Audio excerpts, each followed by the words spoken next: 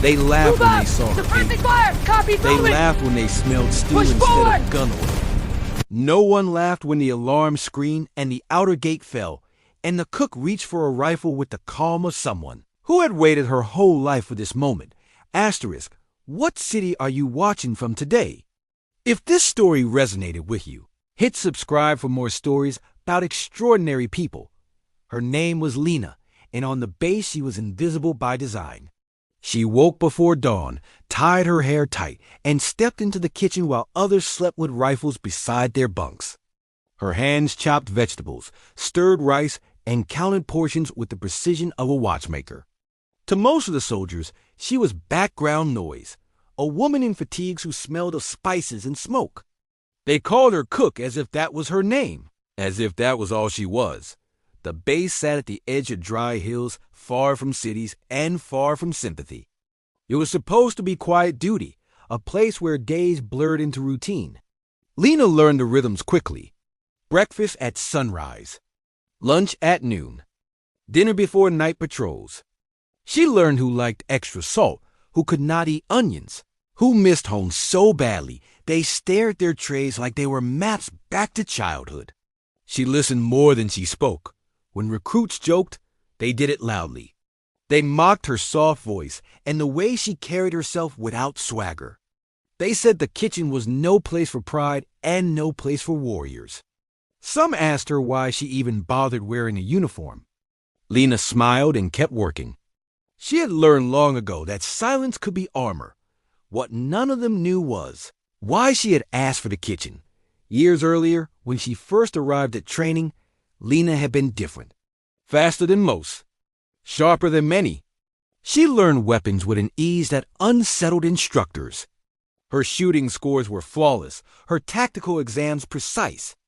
But she had also learned something else just as quickly. Attention was dangerous. Envy was loud. And survival sometimes meant stepping back. So when assignment forms came, Lena wrote one word with steady hands. Kitchen. The base accepted her without questions. Every unit needed a cook. Every mission needed food. She became essential in a way no one respected. She let the jokes pass. She let the assumptions harden. She watched on the morning it happened. The air felt wrong. Lena noticed it while kneading dough. Birds had gone silent. The horizon looked too still. She felt the familiar tightening in her chest, the one training had carved into her instincts. She wiped her hands and glanced at the clock. Too early for patrols to return. Too late for drills. The first explosion came from the outer perimeter. It was not loud enough to shatter the base, but it was close enough to carry intent. Sirens followed, sharp and relentless. Boots thundered outside. Orders collided in the air. Lena did not freeze. She turned off the stove. She removed her apron. Beneath it, her uniform was crisp and complete. She moved through the kitchen toward the storage room, where an old rifle hung on the wall, untouched for months. It was there for regulations, not expectation. She lifted it like greeting an old friend. Outside, chaos spread fast. The breach had been precise.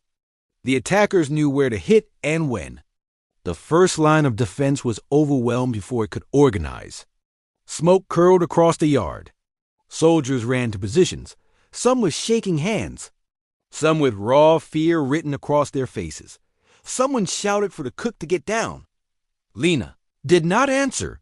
She moved to the side entrance, took cover, and assessed the angles like she had done 100 times in training. Her breathing slowed. Her world narrowed. She saw movement near the falling gate and calculated distance without thinking. The rifle settled into her shoulder as if it had never left. The first shot she fired was clean and controlled. It was not fueled by anger or panic. It was guided by clarity. Nearby, a corporal stared in disbelief as the cook advanced with disciplined steps, signaling positions with sharp gestures. Lena spoke then, her voice steady and commanding. She directed fire. She adjusted lines. She covered blind spots others had missed. No one argued under pressure. Truth surfaced. Lena moved through the breach like she belonged there because she did. When ammunition ran low, she redistributed it. When a soldier froze, she pulled him back and took his place without judgment. She did not shout. She did not boast. She did what needed to be done. The attackers faltered. They had expected confusion and fear. They met resistance shaped by patience and preparation. Within minutes that felt like hours, the line held. Reinforcements arrived. The breach was sealed. When the smoke cleared, silence returned in fragments. The base stood bruised but standing. Medics moved between the wounded. Command gathered reports with grim focus. Lena leaned her rifle against a wall and checked her hands. They were steady. She picked up her apron from the ground, dusted it off, and folded it neatly. That was when the commander approached her. He had overseen the base for months without learning her name. He had nodded at her in passing, dismissed her presence as part of the background. Now he stopped in front of her, removed his helmet, and looked at her with new eyes. "Who trained you?" he asked. Lena met his gaze. The answer was simple, but the weight behind it was heavy. She told him the truth. She told him everything. Word spread fast. The jokes died quietly. The whispers changed shape. Soldiers who had mocked her now avoided her eyes, unsure how to reconcile the cook with the soldier who had held the line. Lena returned to the kitchen the next day. She cooked breakfast as always. But something had shifted. The room felt different. Respect moved without words. Trays were carried with care. Thank you replaced laughter. She did not ask for a new assignment. She did not demand recognition. She understood something most never learned. Strength did not need an audience. Purpose did not need permission. In the weeks that followed, the base healed. Defenses were reinforced. Training intensified. Lena helped quietly, offering guidance when asked, stepping back when not.